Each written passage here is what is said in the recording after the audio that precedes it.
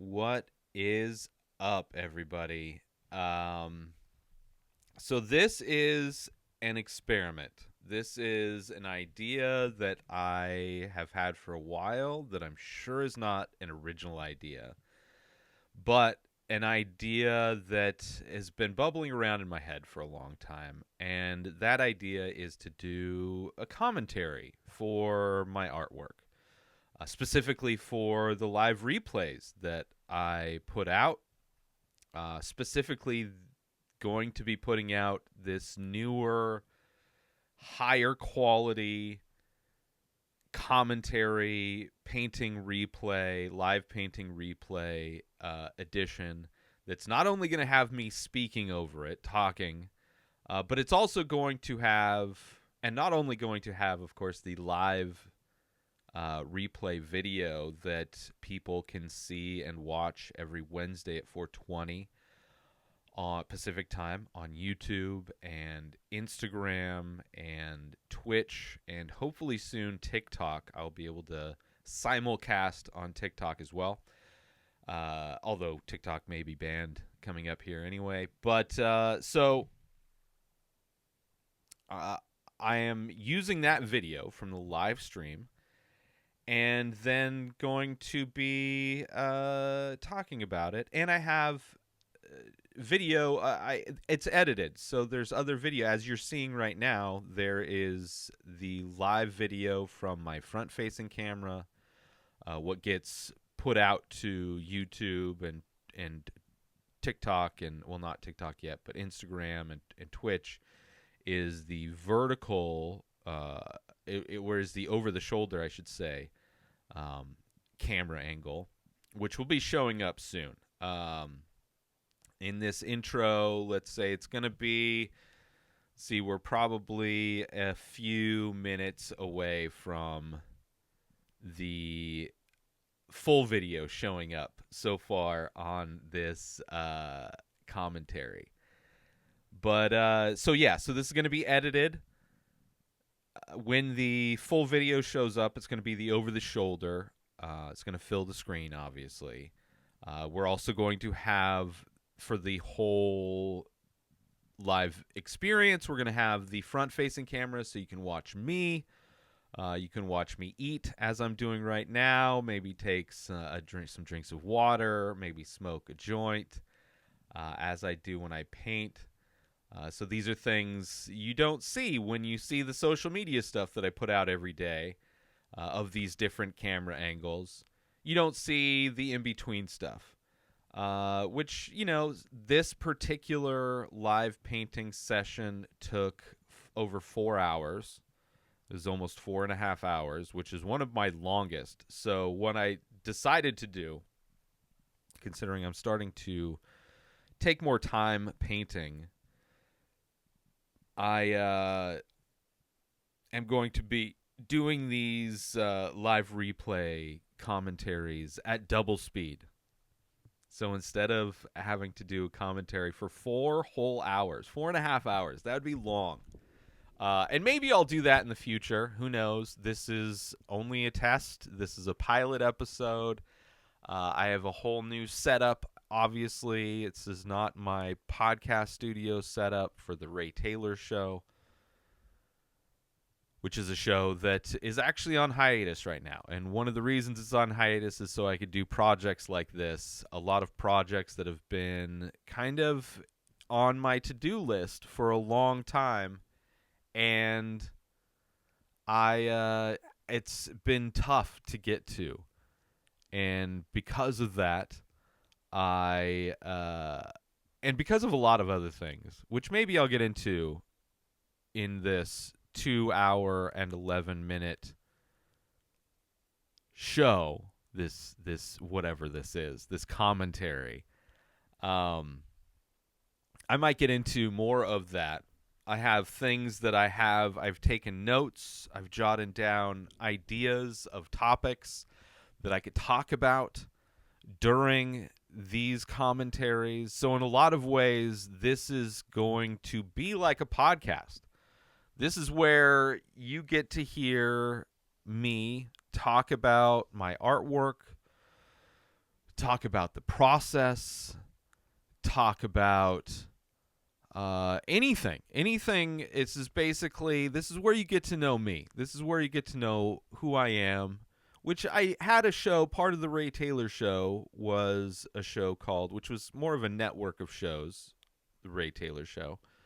And one of those shows was called Ray's Days, which is a weekly diary podcast, which is kind of was the intention to let people get to know who I am, get to know me. It was a podcast where I talked about struggles being a business owner, an artist, talking about what I'm doing. So a lot of what was in that show, Ray's Days, is going to be in this commentary.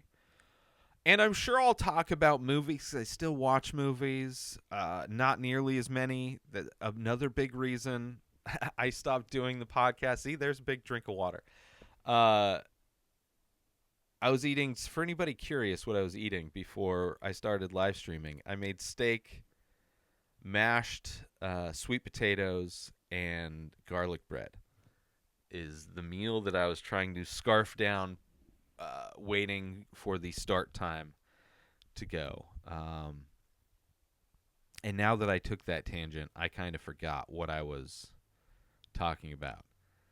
The Ray Taylor show, movies. Yeah, I was spending a lot of time watching a lot of movies. There's the full camera. Look at that. So I have my front-facing camera on. I'm picking my teeth. I'm scratching my nose. I think at this point, I think I started playing the podcast that I'm going to start playing. So not only am I wearing the All Fantasy Everything t-shirt, but I am also listening to the All Fantasy Everything podcast on my iPad while I paint, which is pretty common. There are a few podcasts that I will listen to while I paint, but the majority of the time I'm listening to All Fantasy Everything. Sometimes I'll listen to the show Screen Drafts.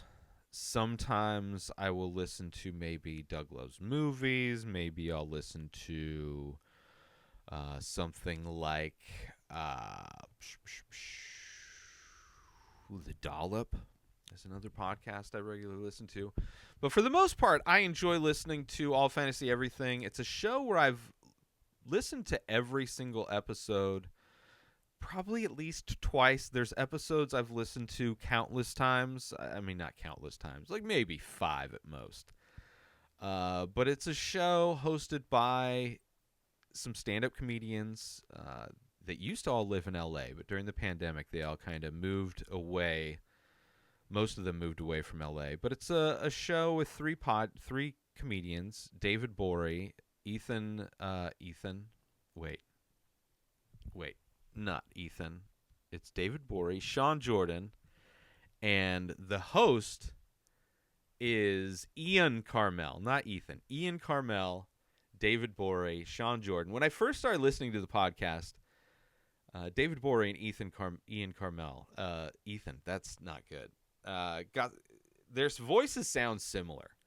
Eventually, you can distinguish the two. They're very distinguished. I noticed them very, very much. They have different voices now.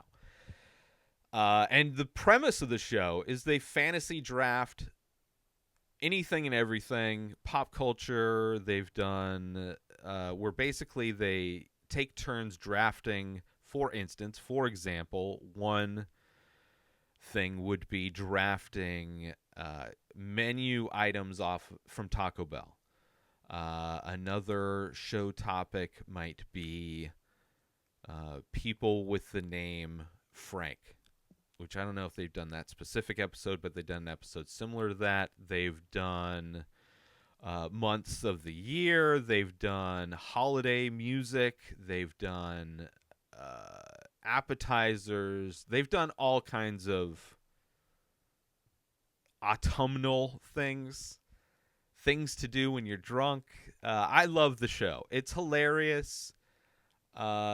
It was one of the inspirations for me doing the show Top 5, which is another show that was part of the Ray Taylor show that is Also, I loved doing the Ray Taylor show. I just it became a lot of work.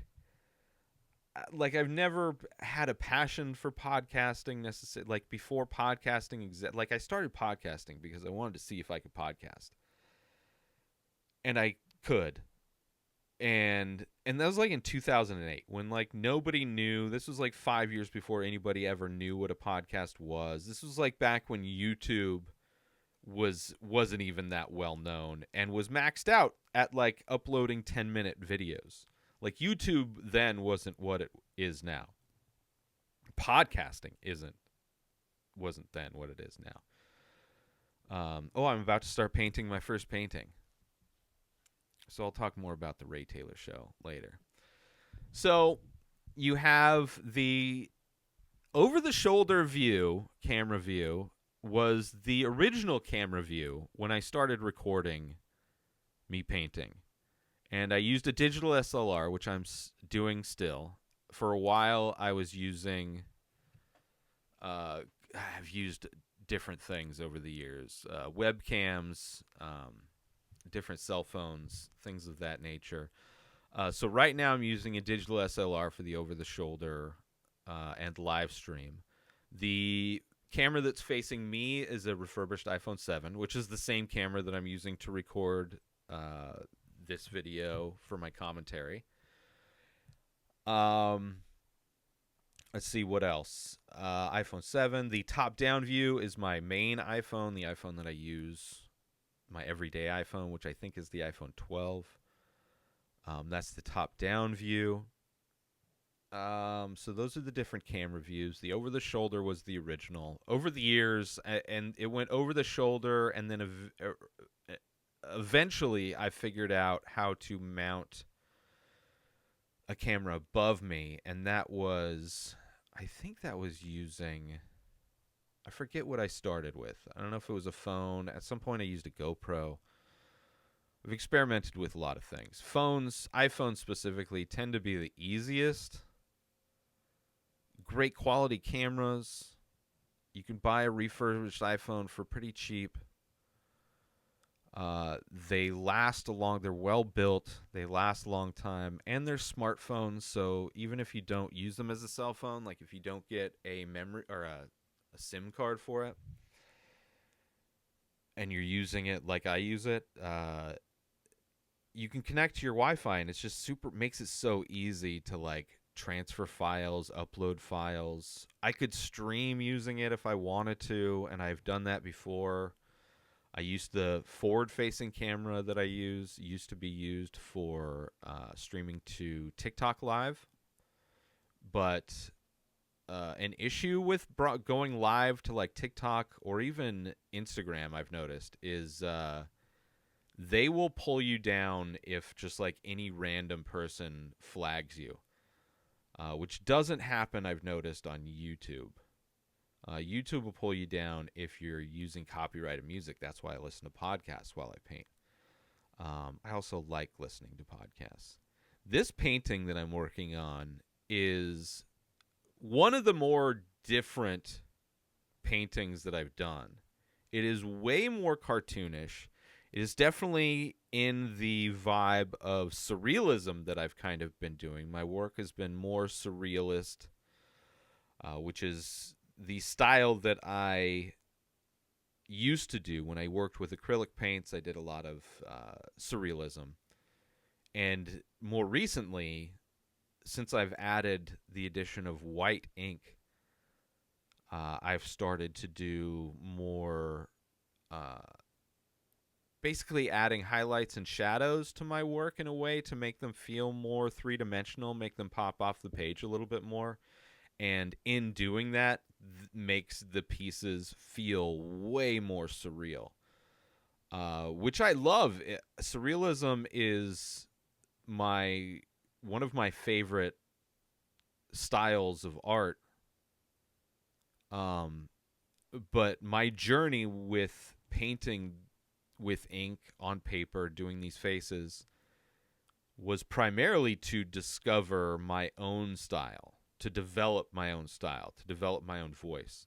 Because when I was doing acrylic paintings, they, which not a bad thing is. I used to be the first words out of people's mouths were Salvador Dali, which one of my favorite artists. My background kind of behind me in the forward-facing view is from a Salvador Dali painting. So I love Dali. It's an honor to be mentioned compared to him for sure. But as an artist, one of my intentions in like this change was to develop my own style, my own voice in painting. And that's what the Many Faces has been. It has been kind of reverse engineered in a way where I started by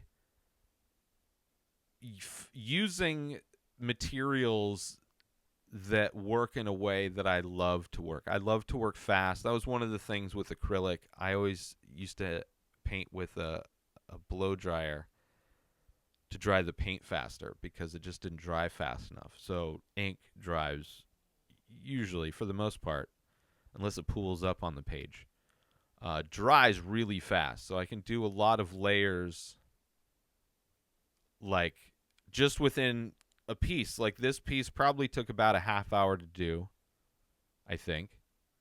A lot of the pieces this week were about a half hour, some a little bit more than 30 minutes.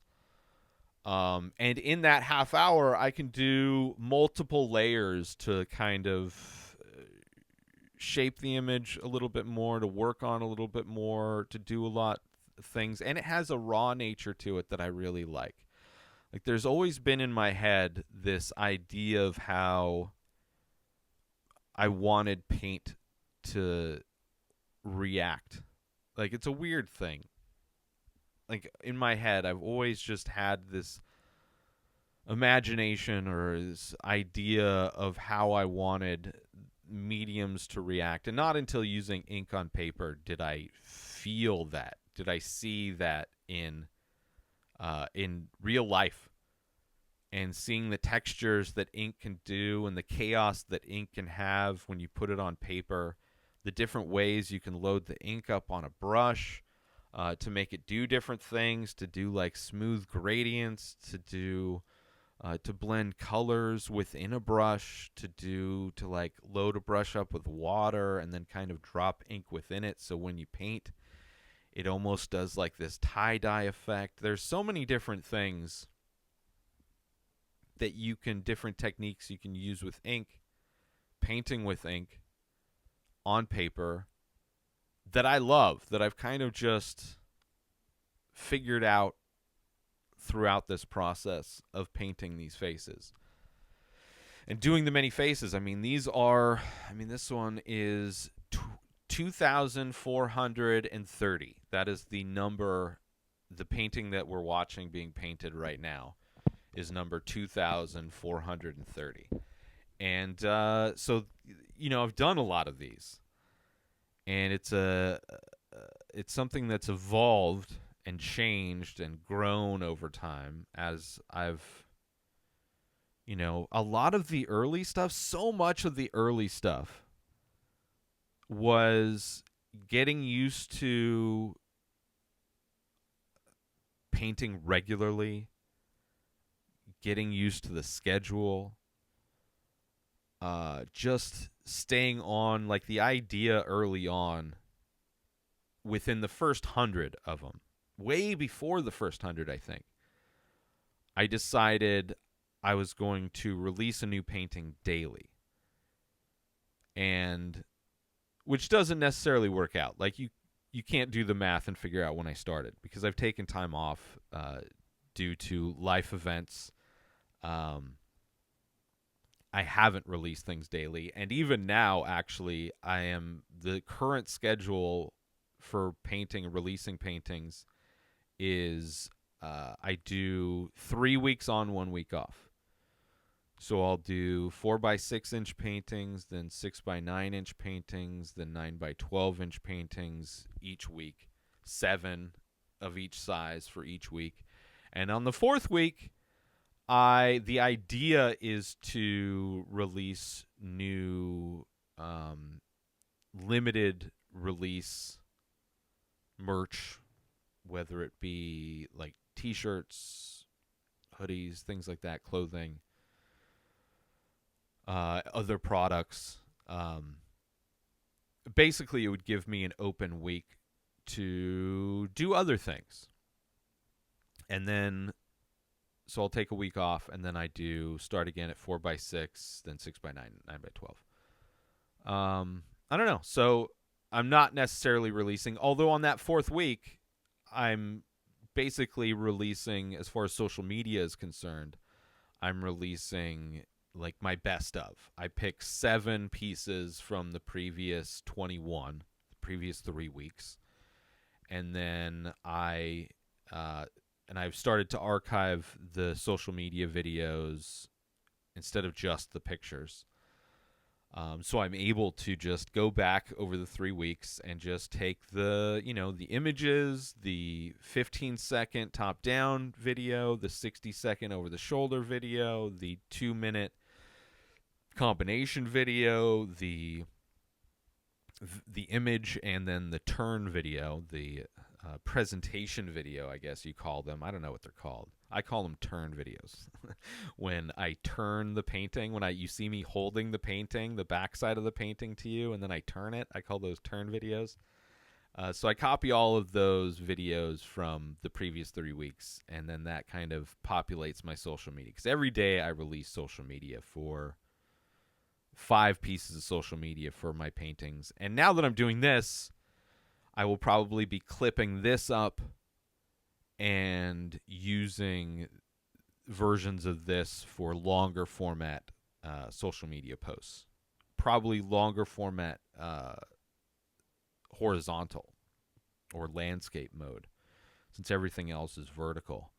And some social media like TikTok is trying to push more landscape, long format landscape, which is fine. YouTube, I can always put up on YouTube more stuff for YouTube. So yeah, so I don't know where I was going with all that, but that was the start of the many faces. And this one, very cartoonish, like those eyes kind of popping out. I really like how the mouth turned out. Like, as you'll see, obviously the new trends that I've been doing, in addition to using the whites in order to kind of make things pop a little bit more, using highlights and shadows and things like that. As far as new trends, the circles, I I don't know, like using my brushes in new ways has always been a thing, and I think I just recently added that brush that I use for the circles. And it works so well to do like I can do pretty good circles with that brush, and I like it. I like a lot of what I've done with my series is like there's this repetition, this like echoing that happens within my pieces, which gives them energy, I think, whether it's like the wavy lines on the outside that you'll see, or repetition, just like the circles, how they get smaller, the teeth, or the I don't even know what you call those, the pointy brush, like arrowhead, kind of makes things look like feathers. I don't know. That's kind of that was like last year's new thing. Last year's new thing was using those brushes that come to a point to do what in this piece is like the teeth. I'll use them for like eyelashes a lot. That was kind of the new trend last year. And this year's more kind of making things more 3D, making things pop out a little bit more. And this one just has a very cartoonish quality to it. Those eyes, how they pop out. And I don't have any intentions going in. Every once in a while, I'll come into a painting or into a week of paintings, and I'll have some predetermined idea of like, I like what I did last week, and I want to try do that again this week. Never works. Never works. And never turns out as good as possible. The stuff that works the best is when I'm just in the moment, which is another aspect of how I've been engineering how I like to paint. In the moment, fast, I want to start and finish in one sitting. Otherwise, when I was doing acrylic, I would take forever. I would literally take years to finish pieces. I was horrible at finishing pieces. Oh, here's my new pen. I love this new pen. I was looking for a new fountain pen to use specifically for these videos, specifically for the live videos, specifically for the social media videos. I just wanted a pen that kind of standed out a little bit more. And I came across the pens with like the regular type of feathers in them. And then I finally came across that one with the ostrich feathers. I was like, I got to get that one. I don't care how gaudy it looks. It's like such a blingy. Here it is right now. Look at it. It's got the base is a heart. And then, the feathers. And then the pen. It's very gaudy, very blingy, whatever. It writes really well. I was really surprised. It came with multiple nubs, but the one it came installed with is perfect for me. I like the base, so I can just put it. I like that I can just put it in the base. It's perfect. Like all I use it for is to write my signature. I'm using the exact same ink that I fill up my actual fountain pen. This, I think it's a Cross. Yeah, Cross fountain pen. I love this pen. This has the tip on this pen is so nice. I don't know if you can see it. It's got like a little balled off tip, so it glides so well on paper. I use this for my notebook, and I'm going to be changing the model of notebooks that I'm using too. It's been a big overhaul in my life. Deciding to not do podcasts anymore, and it's weird having it's crazy how much time and energy went into doing the podcast every week, and it's been a few weeks. The reason why I've taken time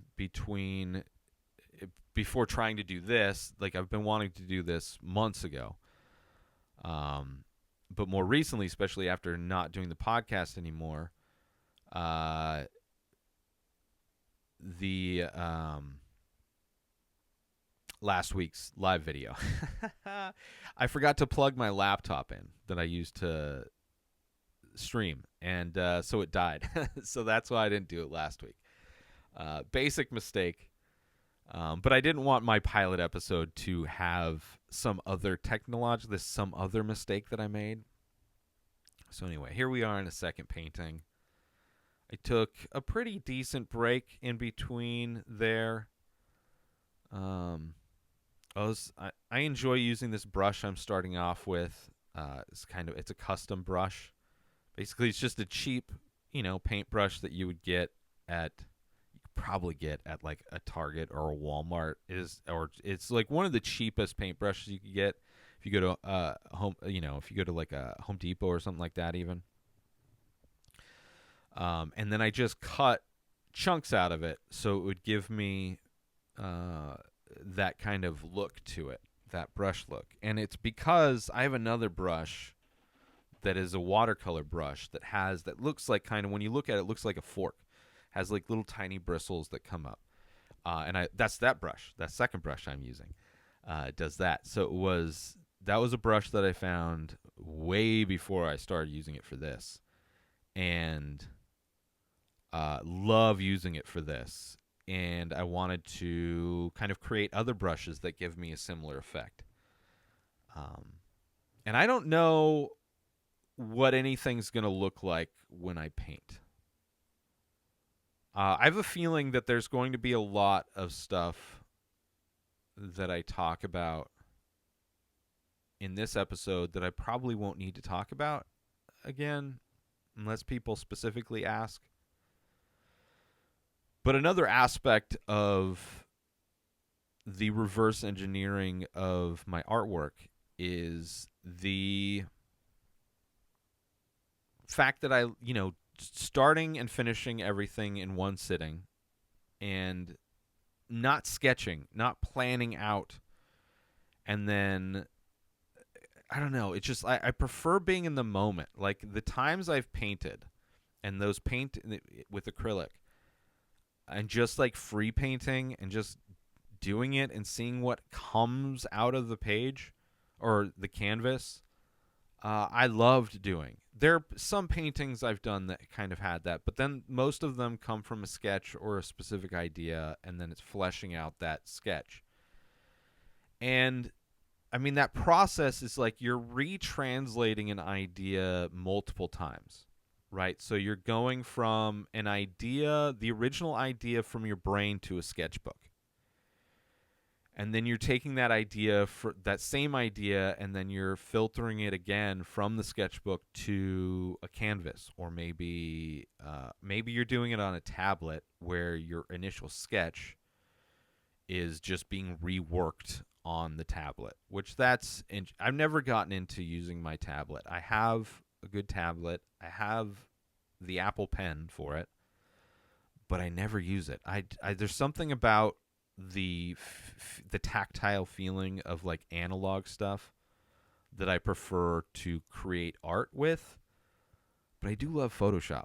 Like I've used Photoshop for a lot of stuff, but even within Photoshop, I don't like drawing within Photoshop. Like I like, image manipulation, doing, graphic design stuff, but I'm never really, I used to, way back in the day, I used to have a Wacom tablet just for drawing in Photoshop, but I just don't do it. It's just not, I feel like there's just too many Procreate artists out there.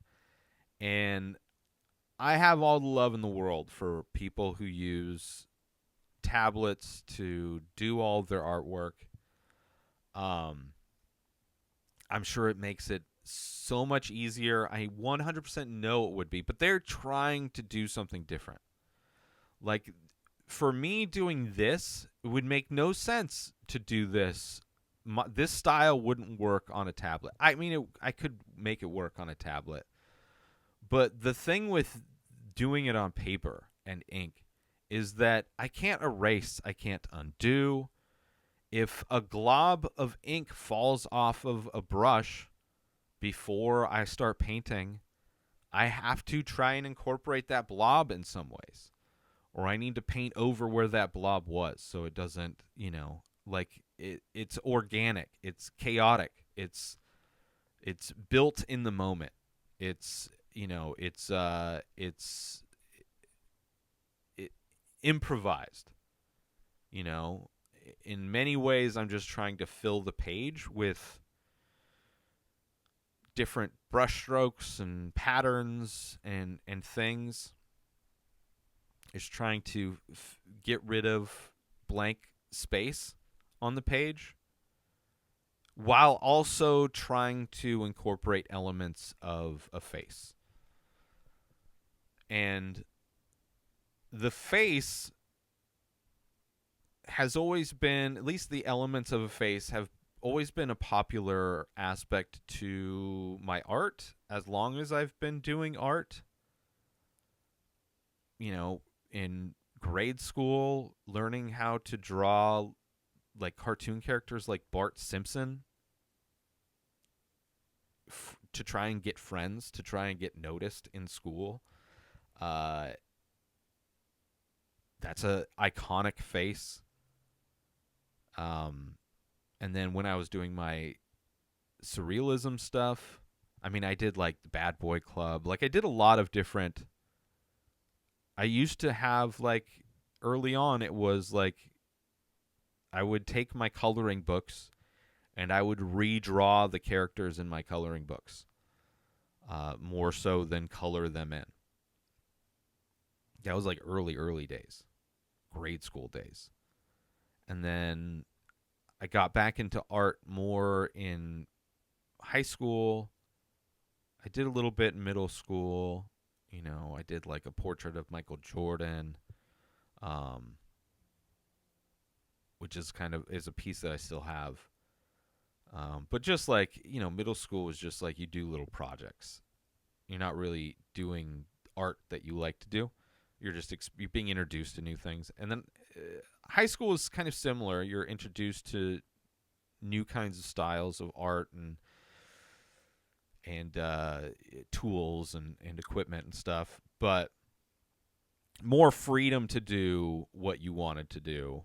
And surrealism is something that I fell in love with. And in that, using eyeballs were always a major part of it. Just doing different parts of the face. Uh, but eyeballs, a very, very popular element to show up in one of my paintings. Um, so early on, when I was deciding to trying to figure out what I wanted to do with my art, how I wanted to try and develop my own voice in art. You know, I had the kind of fast, raw, using ink, and then I was like, okay, I need to, and just doing free drawing and just doing early stuff. Like I was still doing a lot of incorporating a lot of stuff from faces. And so I just like, I'm just going to do faces. And I'm just going to do a lot of them.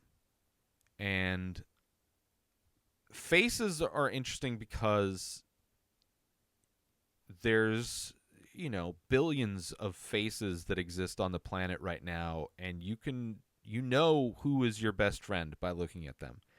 You know who Brad Pitt is by looking at him, right? There's billions of people, but you know who Brad Pitt is. And you know, even though there's people that probably look like Brad Pitt, you know who is an imitator usually and who's not. Um, so they're pretty, and those are normal faces. So I figure, like, you know, this is going to be an infinite source of kind of content to do, subjects to try and work with. Um, and, you know, faces, people see faces in everything. People see faces in clouds. I mean, people see famous faces like Jesus, famous fictional people in stuff all the time, in bread and stains on walls. The Virgin Mary, I mean, a lot of religious figures are seen in stains in things. So you can kind of see faces in things pretty easily.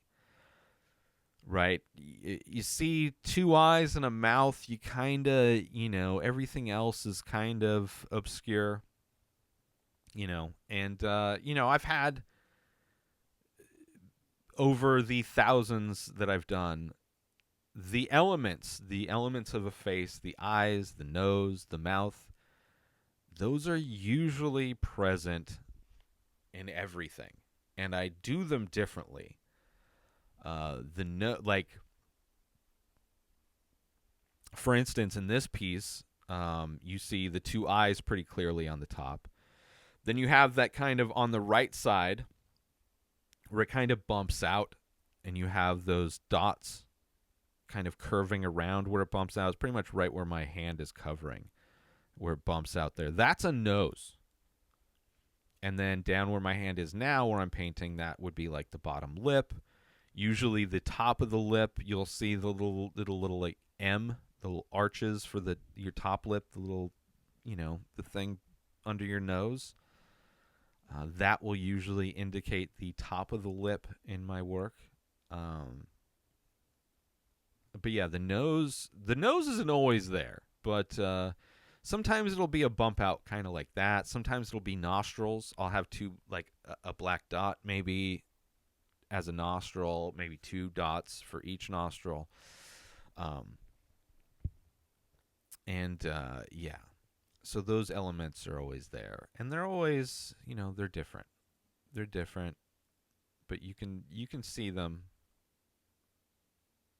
And then I haven't done any live shows in a while, but doing live shows, it's always interesting to hear people's thoughts on your work. And of course, with the work that I'm doing now, um, definitely up for interpretation. I get a comment, at least once a week, somebody not knowing what the painting is, which some of the faces are a little bit more abstract than others. Usually it happens, though. It's so weird when somebody asks what the painting is of, and it's one of the more obvious faces that I've done. There was one last week that was like just mind blowing. It's like it's a face. Like I can understand some of them it just being kind of a mess. And if you don't know elements that I use to identify the nose or the eyes or the mouth, then you may not see my face. That's one of the advantages of seeing all of my work together, or at least a collection of my work together, is that it's kind of a Rosetta Stone for letting you know where the faces are in my work. But which there's a piece coming up that's pretty abstract coming up. Not the next painting, but the one after that. It's pretty abstract. But yeah, so it's always interesting to see what people will see in my paintings, which some of them, like,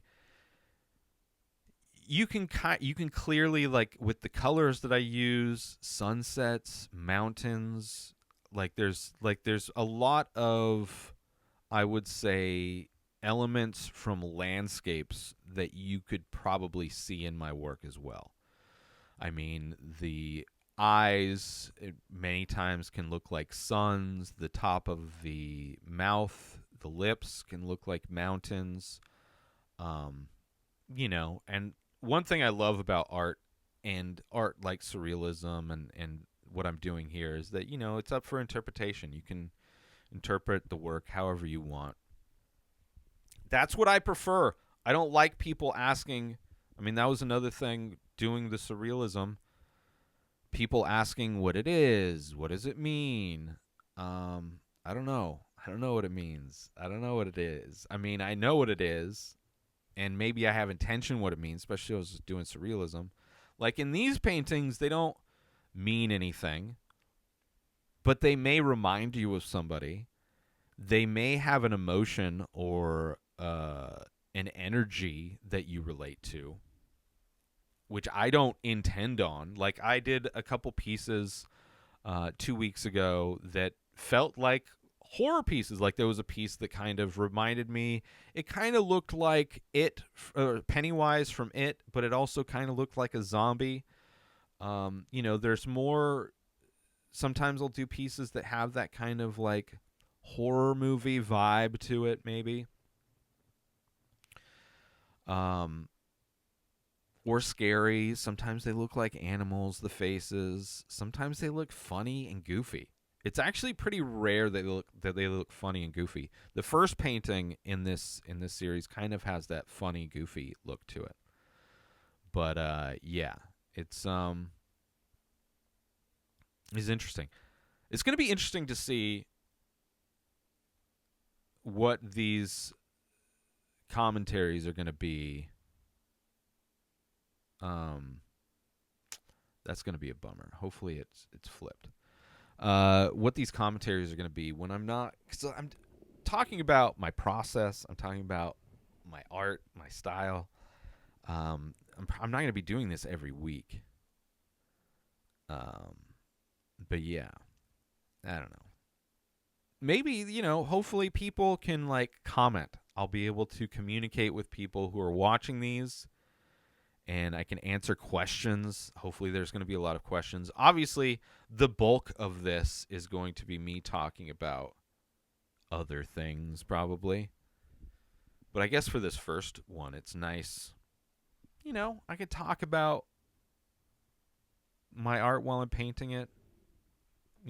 It's interesting. It's fun kind of watching. Here's that bottle of water again.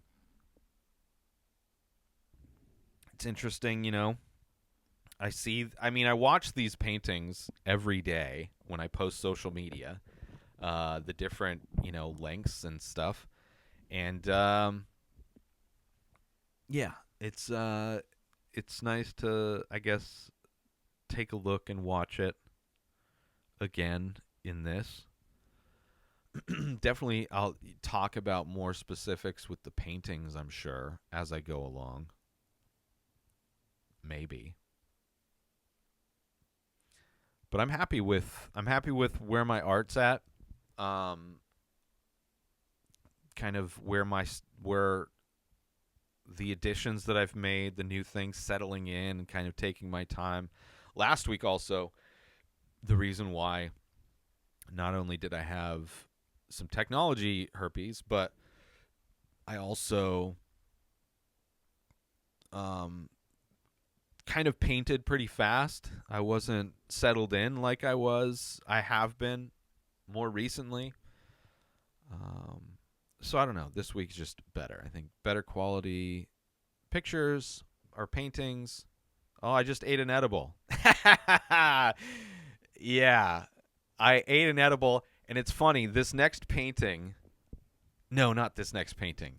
The painting after this, it kicks in. I notice by the end of it, like I'm like, wow, this is weird. And then I realize, oh, that edible I took an hour ago kicked in. So I just ate 50 milligrams of an edible. That's what you saw there. Now I'm gonna paint, and of course it's not gonna show up. So this one I'm getting a big brush, like right, and then loading it up with water, and then just putting. I loaded it up with gray water, and then put a drop or two of black. So it's gonna be kind of a dark, cloudy look to it. If I had loaded that brush up with clear water first and then dropped some black ink, it would have been more of a gray, cloudy look to it. So it's a darker, cloudy look to it. Right? And this was the one I was trying to replicate something I did a couple weeks ago, actually 3 weeks ago. But this one turned out pretty good. I think enough time had passed where it didn't, because I think I tried it again last week and it didn't turn out great. But yeah, like when I paint, so I'll do everything's in the moment, right? When I sit down and I hit record and I take the little the sticker away, that's my logo, and then I look, and sometimes I know what brush I'm going to start with and sometimes I don't. And I look over at my brushes and then, I see what speaks to me. I see what looks like, and usually I'll start with a bigger brush and then go smaller as I add more. Sometimes I start small. Sometimes I'll start with a pen. In one of these, I start with a pen. It actually might be the next one. No, maybe the one after that. I start with a pen. Sometimes I'll go in reverse. I'll go small to big. And sometimes it's just random. But usually I'll start with a big brush, a bigger size brush. The biggest brush that I'll be using for that specific painting. And then I'll put as much in that feels right to start and kind of feels balanced usually to that first one in some ways. Like I usually won't just do a big thing at the top and then nothing at the bottom. I'll try to balance it. I usually try to do like long brush strokes on my first one. And then everything builds off of that. Everything builds off of that first brushstroke, which I try to be as detached from as possible, right? It's almost like a doodle, that first brushstroke or that first brush. Because sometimes I'll do a couple strokes with it. But usually that first one, it'll move around the paper the most. And then once I have that, like I'll kind of already have an idea of where the elements of the face are going to be when I'm doing the first brush stroke. Like that kind of lays out a lot of the geography of the face. And then from there, things change. Sometimes eyes will jump around. I've definitely had more eyes. So adding, I guess, a third eye, which works. Which works. Even multiple eyes. There was such a trend in art for so long of like paintings that had multiple eyes, and they were done in a way to make it like felt disorienting, make it felt blurry in a way. And that was a trend I saw in so many pieces of art. And I think I accidentally offended the artist that may have started that trend. Sometimes people shouldn't have social media and maybe shouldn't talk shit. Talk shit on another artist that you think is just perpetuating some trend that has gone on too long. And maybe that artist is the one who initiated the trend. I did have somebody paint in my style early on, which was wild. It was wild. Because it was pretty accurate to what my style was like at the time. Although he painted it in acrylic, so which I've done one acrylic painting trying to kind of emulate my style, and it reminded me how much I hate painting in acrylic. It's just so much work. It's just like I feel like if I'm Sisyphus, the boulder is so much heavier with acrylic paint. And with inks, it is effortless. I could do it. I mean, I've literally done batches of like 30 or 40 at a time. Having like serious mental health crises and knowing that I just need a break from everything. I did like 30 or 40 in a chunk during the pandemic. And just so I could take a month off, 2 months off, because I was having constant panic attacks. I wasn't a fan of a lot of that work back then. I mean, there's so much. I think the consistency of my work has gotten a lot better. The overall, I think the high bar, in my opinion, of my work has gone up. Like, my best work that I do is my newest work. Not to say that I don't have good work back in the day, but it's very rare. And I think, my thought process in starting this was just like, I need to make sure I sit down and I do 7 of these every week. And, quality, because I don't know how anything's going to go, I stop painting when I feel like I got it. And back then, I stopped way earlier. Paintings were 5 to 10 minutes long. I was fast. Very minimal. My style started out trying to be as minimal as possible, use as few brush strokes as possible. And then it's just grown from there. So at the time it was very minimal, and I was just doing it to get it done, And it's weird. The other side of that is the work that I love the most, that I think is going to get the most attention, that people are going to like the most, rarely gets the attention that I think it's going to get. It's so often pieces that I have issues with that do well, or that somebody will buy. Or it'll be pieces, over the years, there's just more pieces that I like and not love. I think, that's part of that. The overall consistency, that level. When I first started, it was my bar wasn't quite as high, but the lows were a lot lower. And then, every once in a while, I got some good stuff. And then over time, that kind of wave just picked up and picked up and picked up and got closer and closer to the bar, to where I think I can have weeks where every piece I make I love, and then I can have weeks where 3 pieces I love or 2 pieces I love. That's like not a very good week. But then, 2 piece, I love these 2 pieces. These are going to be the ones that I'm going to be rebroadcasting, resharing on social media again. And then the other 5 pieces are pretty good. Are pretty good. People will probably like some of those more than I do. But I release all of them. Like, I force myself to do them regularly, right? Painting a day, release them regularly, and that for social media purposes, but also to get numbers, to get, right, the 10,000 steps or the 10,000 thing, to master a thing. 10,000, not 10,000 steps.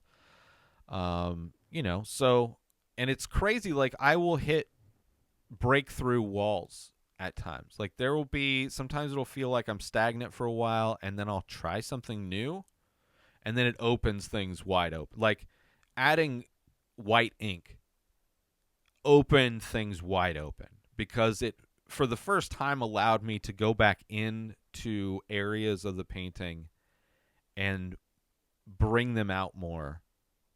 And that's what I've been able to do now, is not only add highlights, but also add shadows to really kind of bring things out of the painting more that felt more flat.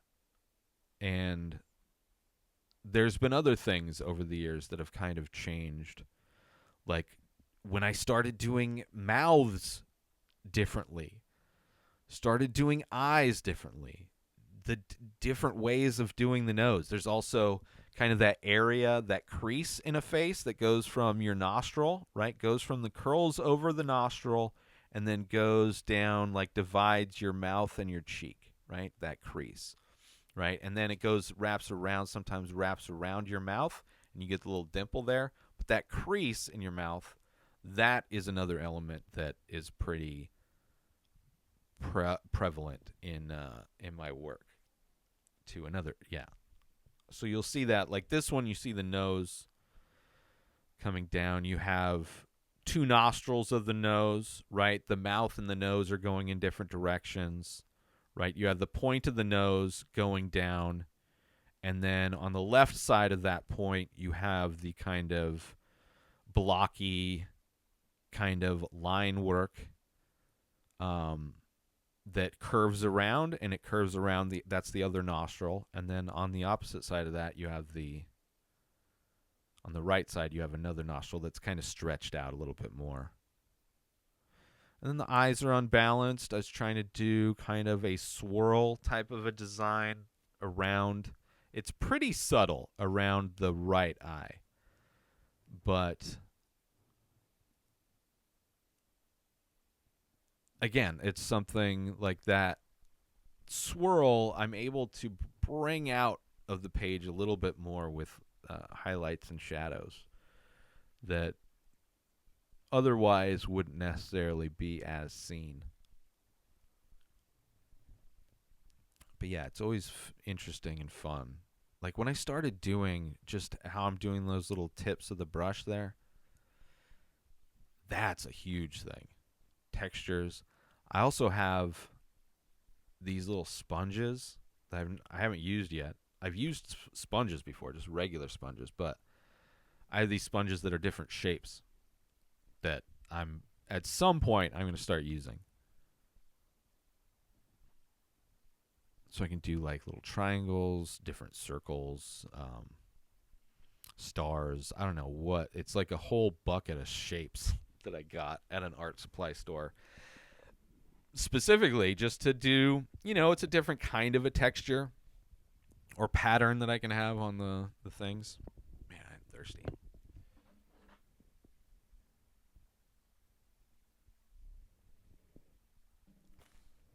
This is going good.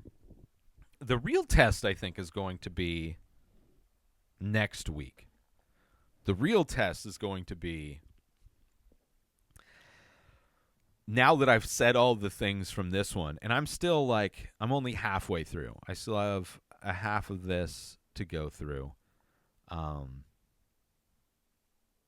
so I don't want to talk about everything. And I'm sure I'll repeat myself. I don't know. I'm overthinking this, I think. And I like it. I'm liking how this video has turned out, right? I like that you can see all three views. I really love that pen. I'm really happy I bought that pen. I'm the most happy that it writes, like I can write my signature good with it. That's like the most important thing. I've also been getting into plants, which, yeah. So like, I've been wanting to get a house plant for a while. Just to like bring some life into my studio space, but then also to like, clean the air and stuff like that. So I decided to order some plants online. I got one is kind of dying. A few of them have died. One was just like an assortment, like a 6-pack of like common house plants that are supposed to be easy to grow. So I got that. And then my roommate mentioned that she had a grow light thing for herbs. And she gave that. And she also bought grow lights because she thought she was going to start doing like indoor gardening and stuff like that. So she had a couple other grow lights. And I was like, oh, this is instantly got an idea. So I decided to turn my kitchen area into, I guess, my garden area. Because I mounted the grow lights that my roommate had, and then I got more grow lights.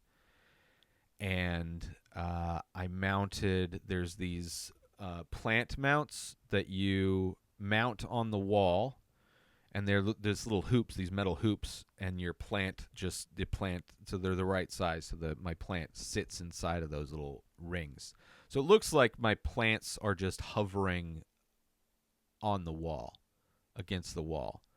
And there's grow lights. And I ended up getting more plants, which I love. Added some to my desk, which you can see right here. You can see a couple of them. The big one that's kind of closest is a new plant that I just got. I don't know what it's called. I forget. And then I have the other one. You can kind of see where my pen is. There's a small plant there. That one was from the original batch, and it's growing really slow. All the other ones that have survived, one died. I had a little baby rubber plant. Oh, and I had another one that died too. I think I overwatered one of them. But everything else is growing really well. So I think I've outdone. And I growing basil in growing the grow light thing that my roommate gave me. It's pretty nice. But yeah, plants. And then I got one of those apps that I was seeing commercials for years, where it's like you take a picture of it and it tells you what's wrong with your plant. So I got one of those. It's not the best at the diagnosing thing. The diagnosing thing that you see on social media is pretty fictional. It's pretty general. Like, it'll tell you, like, there's something wrong with it. It's a watering issue. It's a mineral issue, but it doesn't say specifically. Like, it doesn't tell you add paprika, like the commercial does, or would have you believe, which seems illegal. But what it does do that I love is that, so I can take a picture of the plant. It identifies it.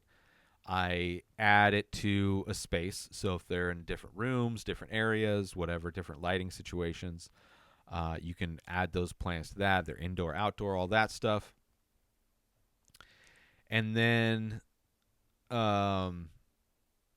it will you can tell it what size pots that the plants are in.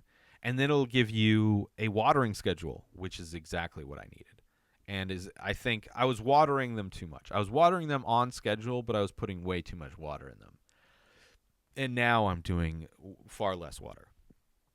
And I think they're doing better. But yeah, so I got a bunch of plants in my kitchen area. I love my kitchen area. Cooking is like my hobby.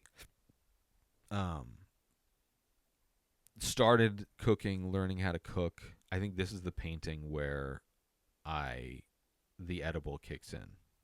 I'm almost positive.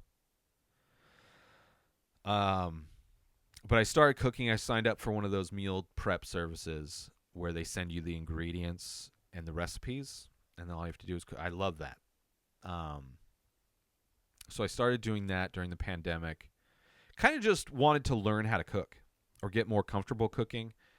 Did that for a few months. Kind of needed to save money and live absolutely poor for a while, and had to stop. Then my mom died, and I got some money, and so I started up again, and I upgraded some stuff in my kitchen. Right, I got a better toaster oven. Like the one I had before was from a thrift store. So I got one that has a feature for air frying. So I got rid of my air fryer that was kind of on its last leg, got rid of my shitty toaster oven, and got like a decent, like it's got a good enough so I can do actually baking stuff, which is good. It's got the air fryer feature, which I really don't use as much. So I got one of the upgraded that. Got some for Christmas. Got some stainless steel pots and pans, super cheap. They were like $40, and they're perfect for what I use. Like there's 2 size pans, 2 size pots, and they're perfect. And then I have one of these like 3-tier kind of like produce things that you hang that I put. So when I get my ingredients every Monday, when my stuff shows up, I'll put the potatoes and the onions and the peppers and the pastas and all that stuff in that 3-tier thing. I really love it. It's a great system. And where I've been at recently is I'm trying to lose weight. I have been losing weight. I've been succeeding. Last I weighed myself, I was down over 30 pounds. On my birthday last year, in December, I was at my biggest, 260 pounds, and I was feeling horrible. I really not feeling. Energy was horrible. I was in a lot of pain, I was also depressed. I mean, everything was kind of I had a pretty rough end of last year, and I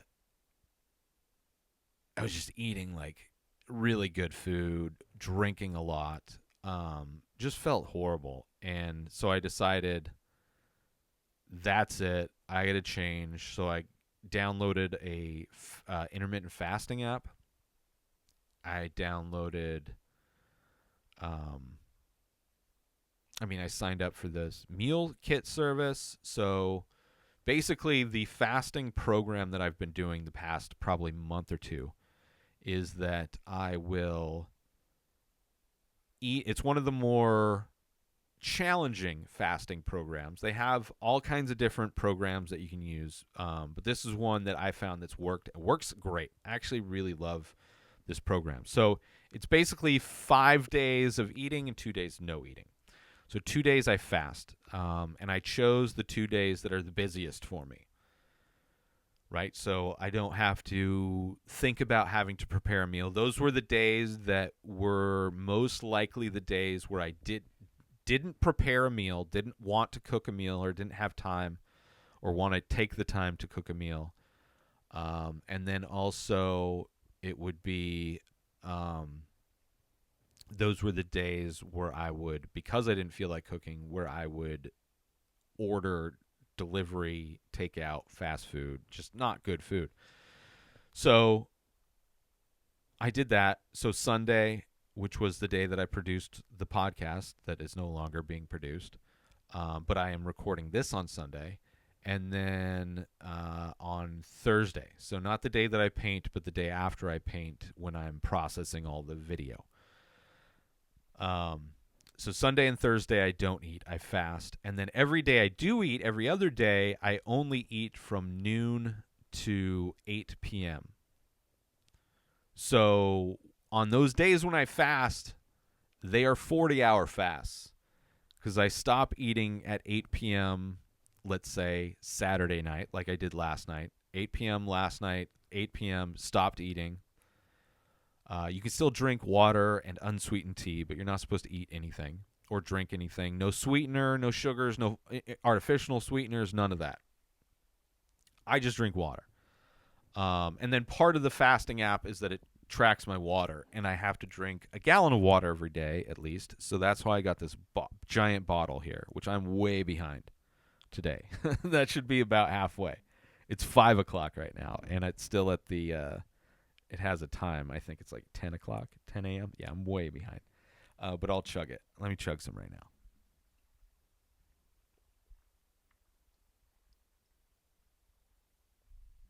All right.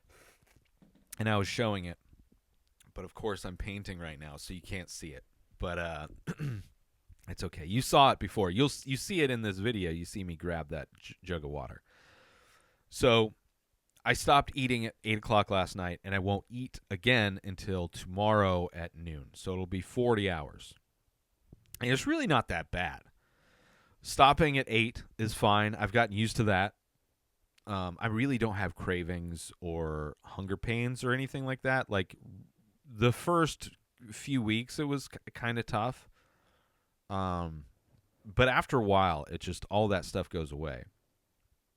So now I eat the meals that are delivered to me, right? So I get 3 meals delivered. It's 2 servings per meal, but so basically most of them sometimes I'll eat both servings. Like I'll usually cook. So here we go. Let's rewind. At the end of my fast at noon, right? This is what I'll do, especially so tomorrow, right? So I'm fasting today. Tomorrow at noon, I'll be able to start eating again. So what I'll do tomorrow, Monday at noon, is I will get, I have one of those mixer bottles, and I'll fill it with coconut water. I'll add it's basically a protein powder, but also has like veggies and probiotics in it. I'll put that in there, the protein powder one. And then I also have mushroom powder. It's like all these different mushrooms in powder form. I put a teaspoon of that in there as well. And then I mix that up. When I'm coming off a normal fast, just, not the 40-hour fast, but just I hadn't eaten since 8 the night before and it's noon, I will do a similar thing, coconut water, but instead of the protein, I will do a veggie mix that has probiotics in it as well. And that's because I'm eating protein usually on those days. So I don't add the protein, but I'll do it after a long fast. So that's what I'll do after a long fast. And then I'll drink a bunch of water usually after I drink that. And that will kind of make me feel full for a couple hours.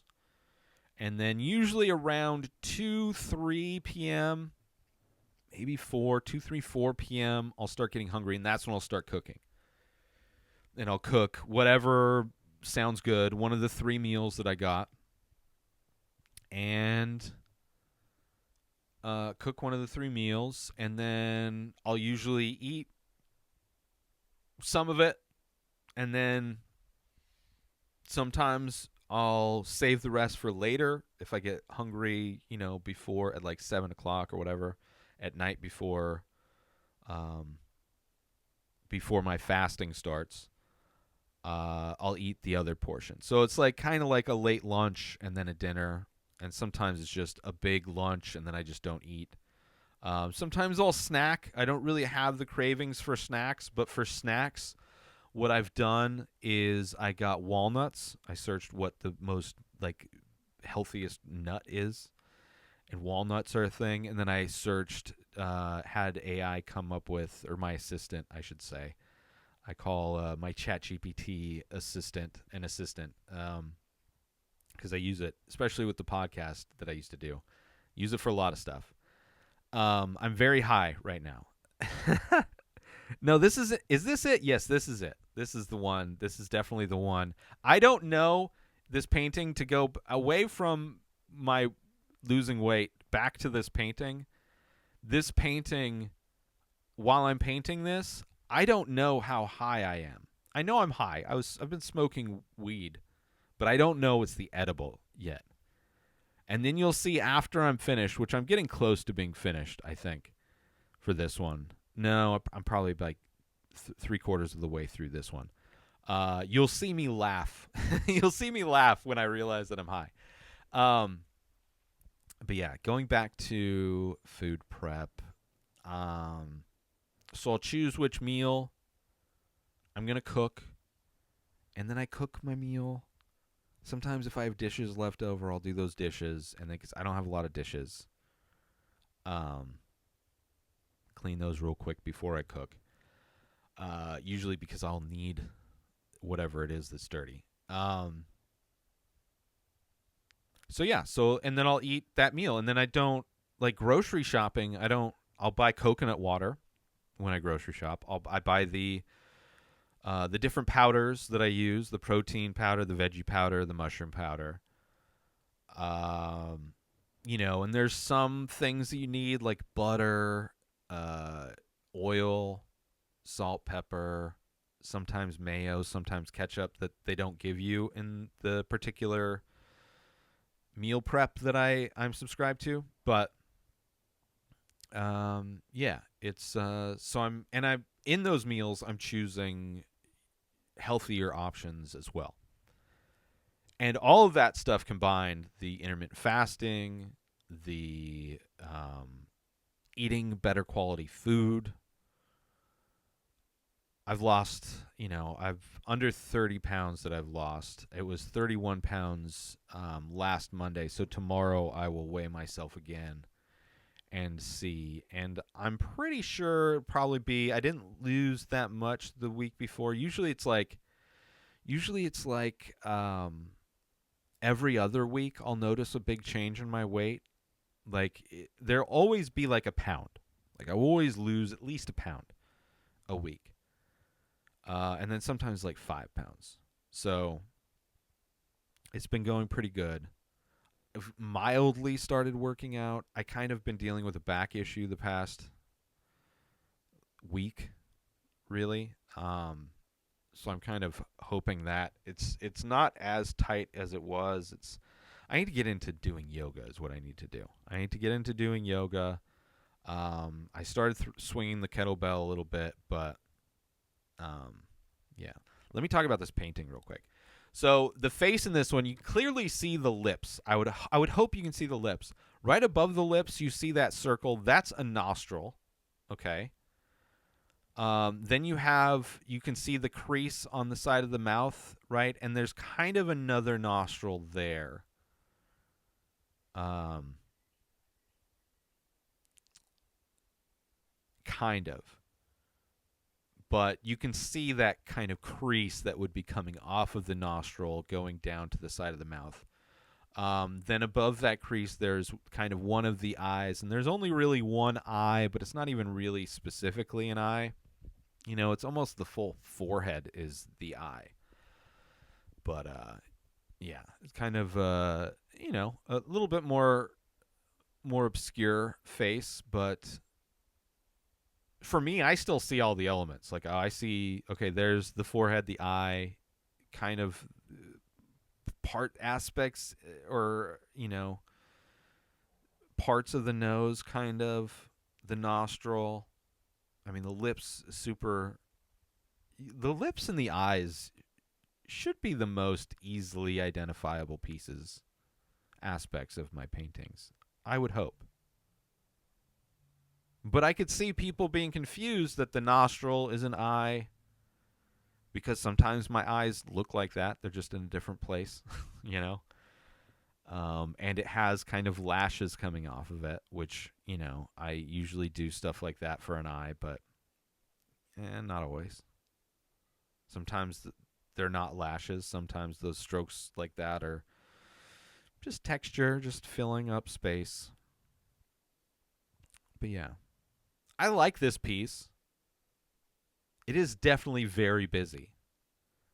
That's the one thing I noticed. Like, I am very high right now. I'm almost done with this. I think I should be signing it right now, I bet. Yeah. Um yeah, so I'm going to sign it. I remember seeing this and laughing. I haven't watched this yet, so I don't know, but I remember laughing when I realized that how high I am. So I sign it, put the thing, turn off the recording, stretch, sit down, do my little stretches, drink my giant gallon of water. Come on, notice it, Ray. You are high right now. Checking the recording, I think.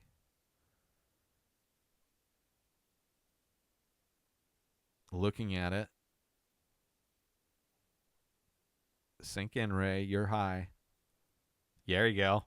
Yeah, there you go. Yes. That's it. Yes, that's where I realized I was very high. It's like, oh yeah, that's what I'm feeling like I'm feeling. The edible kicked in. Oh yeah, it's good. I'm glad I got to see that moment. It made me feel good. And then I take a little bit of a break here, as I do. Stretch out. I might let my dog out to pee because it has been. I mean, it's what, like almost 3 hours now. It's only an hour, getting close to an hour and a half, but at double time. And I've only done 4 paintings. Like right now, I am probably stressed out that I still have 3 more paintings to go. I'm also very high, so I don't know how stressed out I am. But sometimes, like, I'll forget how much more I need to do. You know, when I'm sitting on, I have like a bench that I sit on that rolls, but it's a saddle style, which isn't bad. I don't know if a normal one would be better, but it can be painful sitting on that for a long amount of time. Definitely when I would use it when I would record the podcast as well. And I would be in so much pain at the end of recording every day. Every Sunday, I'd be in so much pain. And then I'd have to go, and then my desk chair is a lot more comfortable. But I'd still be in pain all day for the rest of the day. Like even when I'd be done editing and stuff like that, Sunday night, like maybe I get done early and be done at like 10. And I'd go sit down in my recliner and I would still be in pain. Like my butt would be in so much pain from sitting on that stool for so long recording.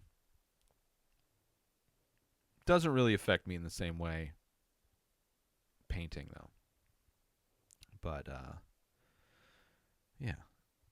So still laughing about how high I am. Kind of makes me want to smoke a joint. Let's do that. I'm going to smoke actually, I'll smoke a joint when I start painting.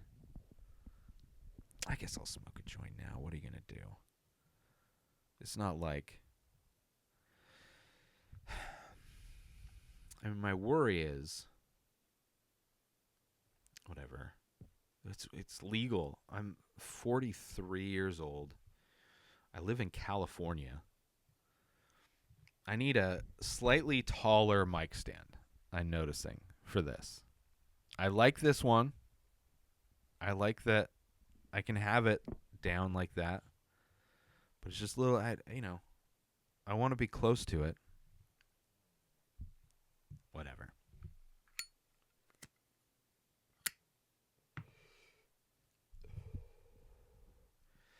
So yeah, this has been a fun experiment.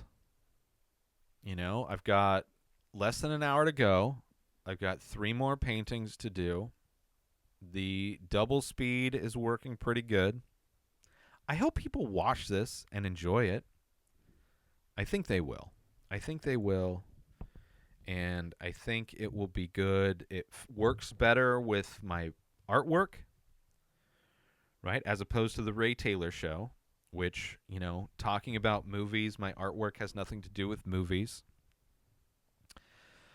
So, you know, doing this instead as a podcast kind of a thing, talking about my art, trying to figure out what I'm doing here. I'm trying to figure out where I can put that pen so you can see it for the live stream. I think that works good. Doesn't cover the camera that's directly facing me. And also my view. So I'm looking, when I'm sitting down painting, my view is, well, I can look outside. I have a sliding glass door, so I can look outside. But the view is just a courtyard and then the main house. I'm in a detached building from the house. And then I'm looking at my kitchen, which my kitchen, I love the way it looks. I've got 6 plants. Well, no, I've got 6 normal house plants. I've got 2 carnivorous plants, Cape Sundew and a mugwort or something like that. I forget what it's called. One of them is doing its thing very well. The other one has yet to start. Feels like it's in shock or something like that. It hasn't grown at all. It's kind of just been stagnant. So I'm kind of worried about that one. The Cape Sundew is doing great. So I've got a bunch of plants in there. It looks, with the grow lights, it's bright light. So it's like, has that thing where it makes you feel like you're awake. It's a good view. I like my view. I love my studio space. And this is a new studio space. My desk was facing a different way before. I've changed a bunch of things recently. Oh, here we go. We're going to start painting again. And then, before these paintings, I'm not thinking about what it's going to look like or any of that. I'm usually just kind of listening to the podcast, which is funny, usually. Is a treat to listen to. So I'm usually listening to that, laughing, doing that stuff. And then, sometimes I'll take the breaks change. Sometimes, maybe I just need a break, just a mental break. Maybe my dog needs to go out to use the restroom, or I need something to drink,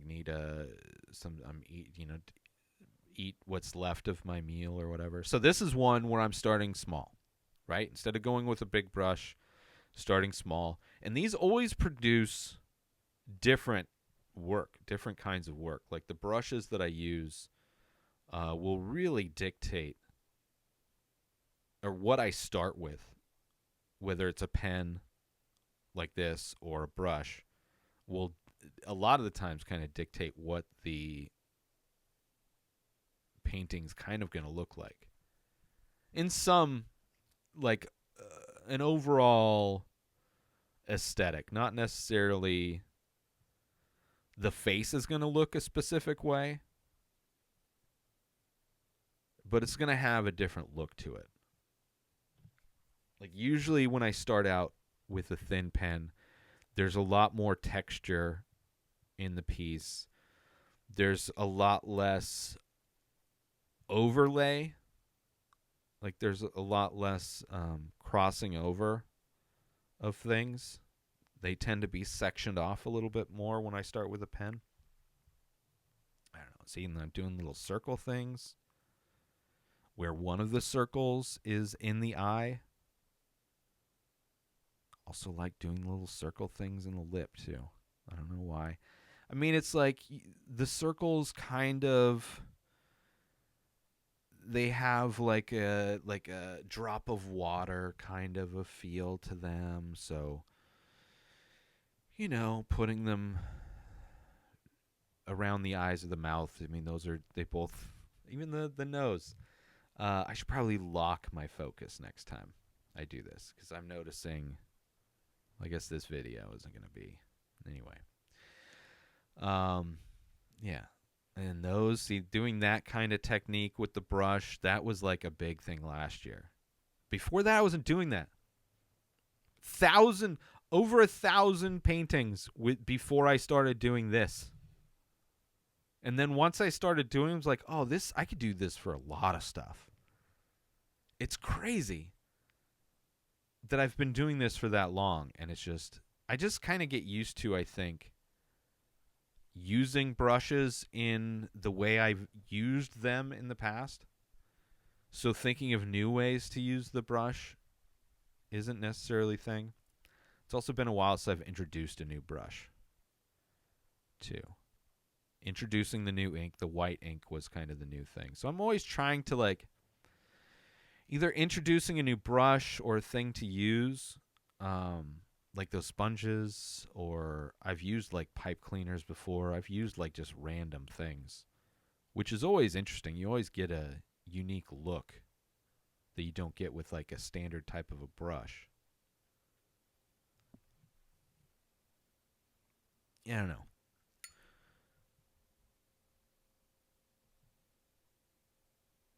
So in this one, there's like kind of two eyes, right? You have the one eye on the left, the top left, is one of those circles is incorporated into that eye. And the other one is right there. That would be like the pupil kind of, the other eye. Although I may make that eye small. I forget what I do with that one. But that would be the other eye. Clearly you see the mountains, the mouth.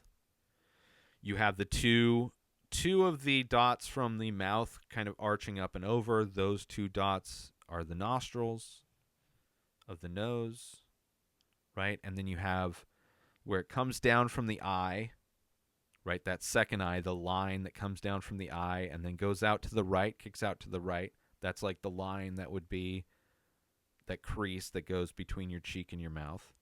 And then it cuts to the left and then goes up to do the two mountains that are the lips. And then you have like, the strokes that I use for like eyelashes a lot of times. I will put around the face, and that could be like facial hair. They kind of represent hair in some ways. Sometimes they represent skin and like the just kind of wrinkles in a skin.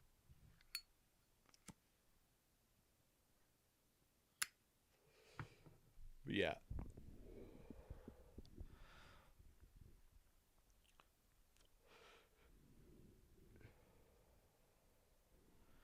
But yeah, definitely is. I don't know. It's always interesting. It's always fun. It's kind of like a doodle, where I start. Like any doodle, you start with like a crazy line, right? And I have like kind of different lines that I've used, similar lines that I've used to um start a painting for sure. Uh and I try not to. But, I don't know. I'm sure like there's always that battle between doing things that I've done before and doing things that are new. And obviously, I don't want to just like forget all of the things that I've done, all the little techniques and little things that I've learned through doing this. And I'm sure I've stopped doing a lot of things that I used to do because I'm trying new things. I think one of the big things I'm trying to work on now, not really trying to work on, but I think I when I'm looking at my work, when I'm painting, and what I'm kind of conscious of when I'm painting is now that I've started to do things, adding in the highlights and shadows, making things pop more, making things more 3D, I'm looking at my piece in a way and seeing what is foreground, what's background, what's kind of like how things can turn. I haven't done a piece like this in a while, but I've done them over the years, and it's kind of like where I will have like my first brush stroke will do the thing, and then the second brush stroke will usually be a different color. I've been doing a lot of black and gray recently, but when I'm working with color, I'll have another color almost like wrapping around that first brush stroke in a way where you can tell that it has more depth, that there's foreground and background and all that kind of stuff. So I'm kind of that's an additional filter that I'm looking at my work when I'm building a piece, is like, is this popping out? Is this going back and around? Where are these, you know, these elements in regards to the bigger piece? And this one actually has two eyes, because I ended up making. So I have that initial eye with the pupil, and then there's kind of one in the forehead there with the last dot of the original dots. So you can, you can interpret 2, 3 different eyes in that one for sure.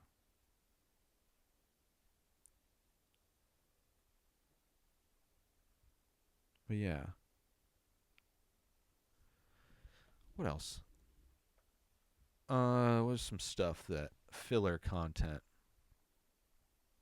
So yeah, so new. I guess the Ray Taylor show. Let me change my camera here. Ray Taylor show. I am. It's technically on hiatus. If it comes back, it comes back. Whatever, right? That's fine. Things can come and go. I do need to record kind of like a final episode for it. I haven't done that yet, to just post up on the podcast feeds, because it's technically like, probably close to like 20 feeds with all the different shows that I produced under that, like including the TV episode recaps that I've done. So yeah, I need to record a finale, just let everybody know what happened and that I'm doing this now. But I'm doing this, like, this is just one of a few projects that I want to work on now, just to free up more time. Because, it really took a lot of time to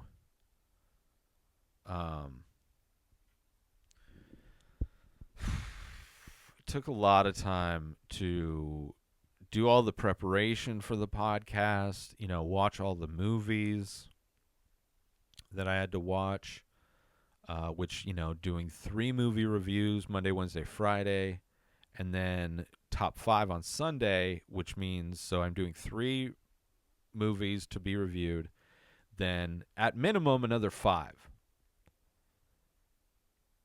Or at minimum another 2 if I'm reviewing and ranking movies that are all related. But at most, like 20 movies in a week. And that's a lot. That's a lot of movies. I got to take notes. I got to transcribe notes. I got to edit notes. I got to do the artwork for the different episodes. I got to do all the pre-production. I got to do all the recording. I got to do the scripts. I got to do the editing. I got to do all the uploading. And then I got to do all of the clips. It was just a lot of work. And podcasting is something that I started doing just to see if I could do it. And it's not something I'm passionate about. I'm not passionate about being a movie reviewer. Like, I've never had it's not my life goal to be a movie reviewer. It's not my life goal to be on-screen talent, as it were. Right? I just liked doing it. I liked the challenge. I like creating things. And this was a thing that I created. And I've created a lot of podcasts over the years, 20, 30 podcasts probably. Outside of the Ray Taylor show, probably like another 20 shows that I've done. Hundreds of episodes since 2008. So, like, I'm proud of the work I've done. And, but it's just, it's part of the thing where I just never feel like I fit in, like I belong anywhere. Like, within the podcast community, I've never felt like welcome. I never felt like, aside from maybe other small podcasts, especially ones that maybe I help start, which for a while there was what I did with Inspired Disorder Collective. Um, just no kind of respect or recognition from any other podcasters, which is sometimes all I want is just like acknowledge my existence in the space. But never. I don't know. It's weird, especially like the movie review space in podcasts. It's just like I don't know. It's a weird thing. I have to work in the industry in some way, I guess, to be regarded as somebody who's worthy of being in that space, or I have to work for somebody else. I have to do movie reviews for somebody else. I can't do it for myself. Regardless, that's not my passion. There have been times where it's like I've played around with the idea of maybe writing a movie or directing a movie or anything like that, but that's not really my art form. I like doing podcasts. I do like doing podcasts. And this is a podcast. This is like free form. I could talk about whatever I want. I can talk about my work. If I'm trying something new, I can point it out in a piece, but this is tied directly to my work that I'm doing. So if people like my work, then they want to get to know me, right? It's right here. It's right here in the commentary. And then clips. Hopefully, I'm really interested to see how the clips turn out for this. So I'm going to use Opus Clip, which is the AI clip generator that I was starting to use at the end of the Ray Taylor show, which added a lot more work. It was doing a lot more for me. But it's just more. I was just constantly adding more and more to my plate. And now that I decided I was just going to take a break, I was going to take a week off, and then it felt so good. I was like, I just don't think I'm going to go back. I don't think I'm going to do it. And I've had like good weeks. I went and got a car finally. Like there's just so many things that have been on my to-do list for so long that it's hard to do with the podcast, with having to do everything. Yeah. So I don't know. I'm going to smoke some more.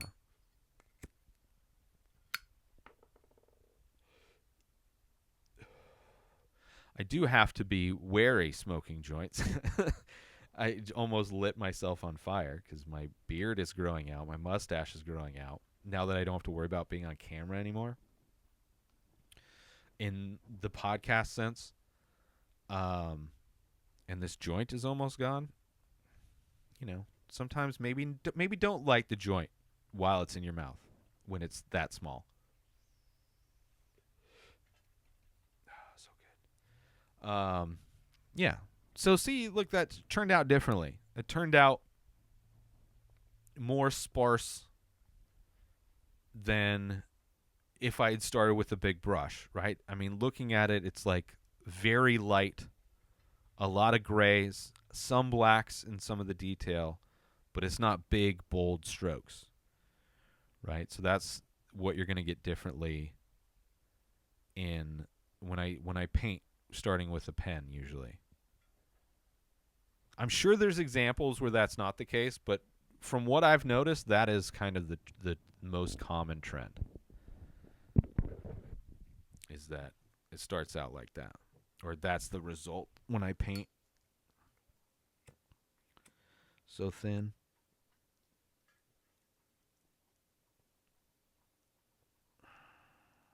Let's see here. Oh, shit.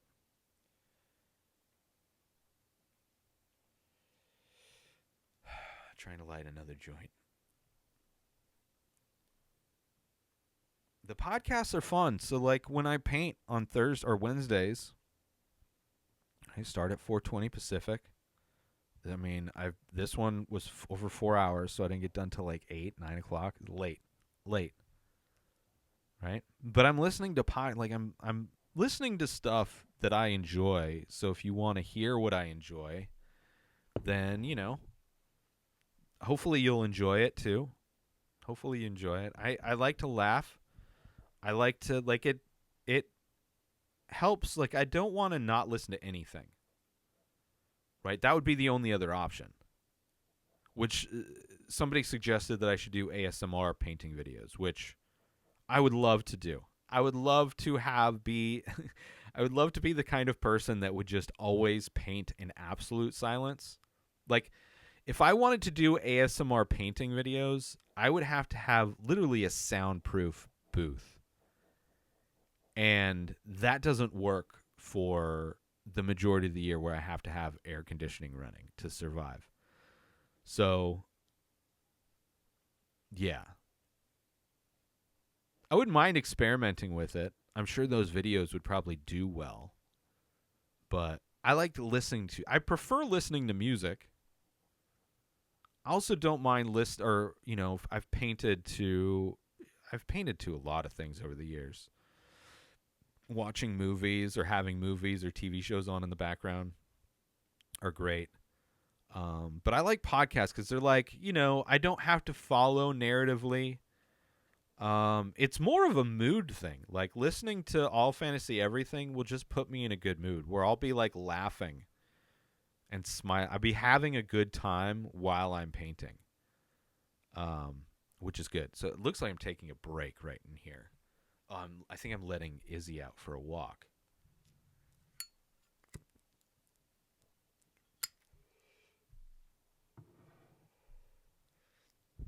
So yeah, so I need to get one thing. I need to get a little like a telescoping. I need a different mic stand to record this. I don't mind holding the mic though, so who knows? Maybe we'll see. We'll see how that changes. Opening a Liquid Death. I love Liquid Death. Now that I don't drink alcohol anymore, I love carbonated like water in general. But apparently on TikTok, on my For You page, a water sommelier shows up now and then. And he was talking about like different waters to get at different grocery stores, like which ones are what's good, what are the bullshit trends that are going on, but which ones have good mineral content in them. And they said that Liquid Death recently changed their water source to an actual better water source. And I think they're actually giving more, or they lowered their prices. They did something else, but I think they just didn't change their prices. Like, they're delivering a better product at the same price, basically. And they were good before, and I guess their new water source is even better. So there's even higher mineral content, which is good, which is what I want. Like, even when I fast, what I'll do, because I'm drinking water all day while I fast, the only thing I'm doing. Sometimes I'll make tea, but even that I don't. Unless it's like cold or I have a throat issue or something like that, or I'm specifically craving tea. I prefer sweetener in my tea. So, but when I started fasting, I was drinking a lot of tea without any sweetener, just so I could have something that's not just water. But yeah, drinking a bunch of water. And I'll put, like, on the days where I'm fasting, like for 40 hours, I will add some Himalayan sea salt to my water jug, just so I can add some minerals, because it's filtered water, but I want to add minerals to it. And I take multivitamins and things like that to, maintain my health.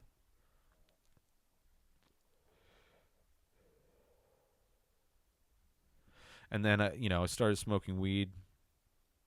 I think, when did I get it? I think I ordered weed. Did I order it on Christmas Eve? I may have, or Christmas Eve.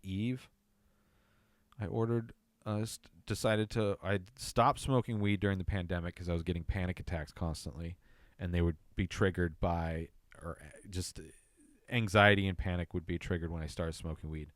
So I had to stop. Also couldn't afford it anymore. So This is a very short painting, just to step away from weed talk real quick. This is a very short painting. I was very high.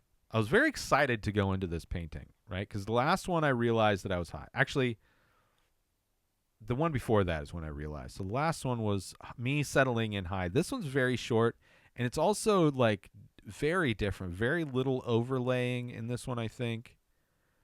It's way more minimal. And instead of being like a 30-minute long painting, it's just like, I think I took like 15 minutes or something like that.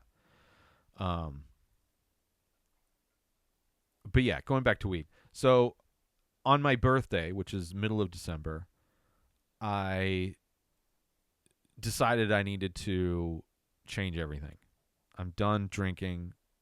I'm again like done more so than before. Before I was kind of like, I drink every once in a while. I didn't have an ID, so it basically mean my roommate would have to go get me stuff. It's also why I wasn't smoking weed. I decided to quit drinking, smoking weed when my driver's license expired, but then my roommate drinks. She doesn't smoke, but so when she would get stuff, I would ask her to get me stuff. But it would be like once every few months I would drink, and end of last year, after my mom died, I was just back to drinking pretty regularly.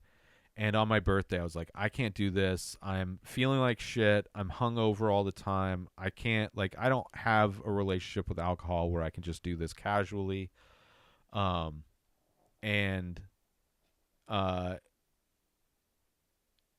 spending money on alcohol isn't cheap either.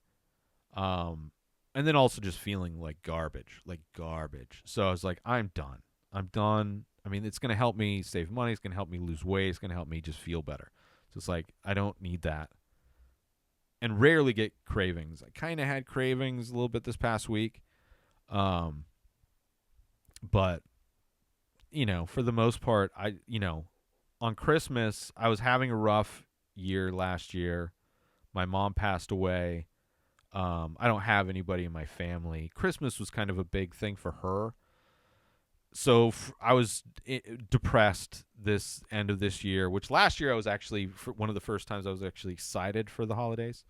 But I was pretty depressed this holiday season. And knowing that I was going to stop drinking, I was like, I need to see if I can start smoking weed again. So I ordered some weed through this all women-owned dispensary out in Coachella Valley. So happy that that was the business that I happened to choose. They also have really great prices as well. So I ordered a bunch of weed. I ordered some edibles and an ounce of Blue Dream Shake, which is cheap, $30 for an ounce of Blue Dream Shake. And that's what I smoke. That's what I put in my joints that I smoke during the day. It's a sativa. It's not super strong. It's strong enough for me so I can be high throughout the day, and it doesn't affect me. And even if I got really blasted, it was really good quality Blue Dream. I love Blue Dream. I tend to get a lot done when I'm high on Blue Dream. It is my most productive strain. It was one of the first strains that I ever bought when I was 30 and finally got my weed license in California. Went and I got Blue Dream and I got Granddaddy Purps. I wanted to get an indica and a sativa. Blue Dream I've loved ever since.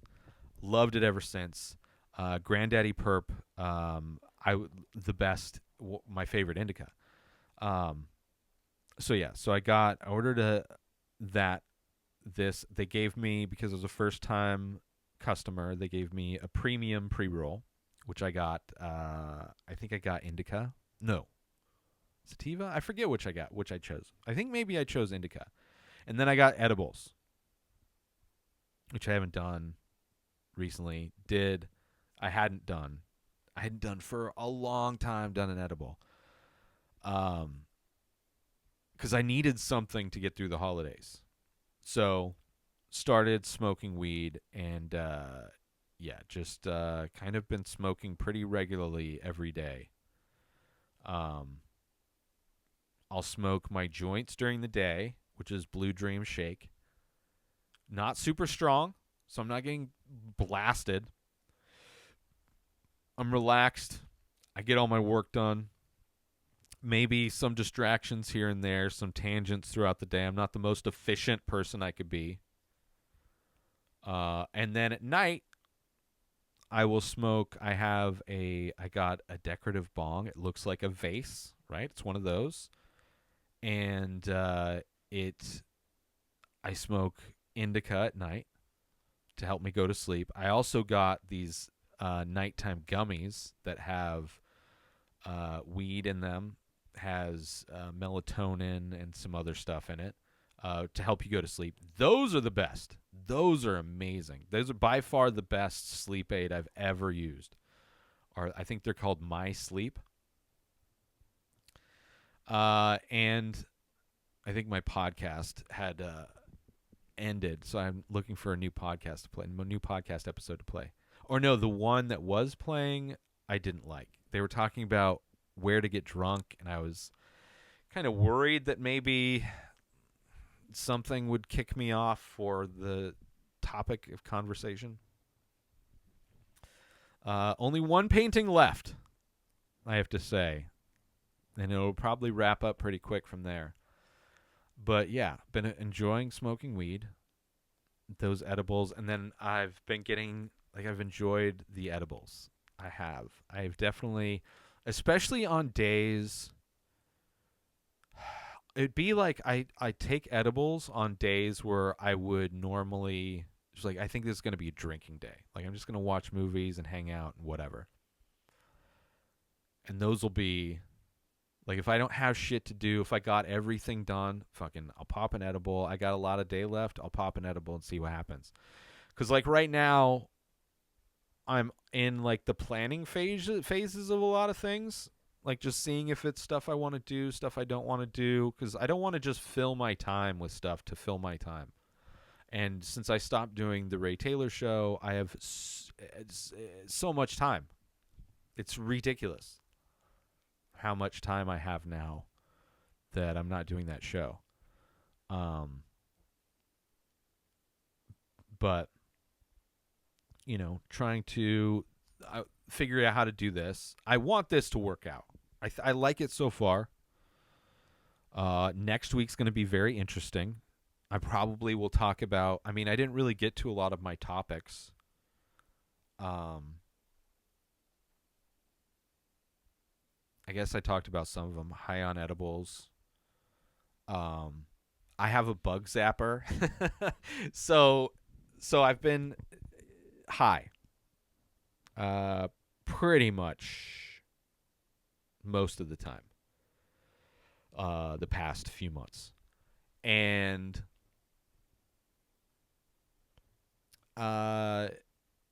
one of the things that I've gotten recently, actually I got a while ago, something that I added to my space, because where I live, I'm in, basically it's a garage that's converted to living space. So, but it's not like, you know, it's not perfect. Bugs get in and stuff.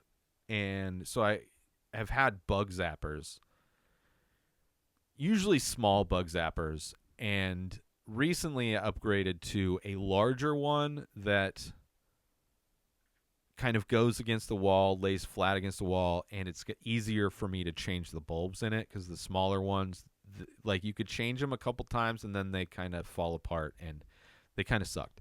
So I got a bigger one, and it works way better than the smaller ones that I used to use. And I was on an edible, and it must have been a moth or something. But something big flew into the bug zapper, and it scared the fuck out of me. It's because it's loud. Like, I actually enjoy bugs being zapped. I really do enjoy that. It makes me feel like I made a good purchase. Like, I love any tool that I buy that gets a lot of use. So what I would hate is to buy a bug zapper and to never hear it zap bugs. And that is not what I am treated to every night as I put my bug zapper on. And I was really high, and it zapped a bug, and it scared the living shit out of me. And there's been a moth that literally, like, this moth was like Lieutenant Dan in Forrest Gump challenging God from the crow's nest of their shrimping boat. Like, that is what this moth was doing to the bug zapper. It was challenging God as it was being eviscerated, just completely, and it just took forever. If it's from the sound of it compared to everything else that dies in that bug zapper, from the sound of it, it sounded like a small bird had landed in that bug zapper and was slowly being electrocuted. That's how long it took. It was crazy. It was crazy. So yeah, edibles. I enjoy that.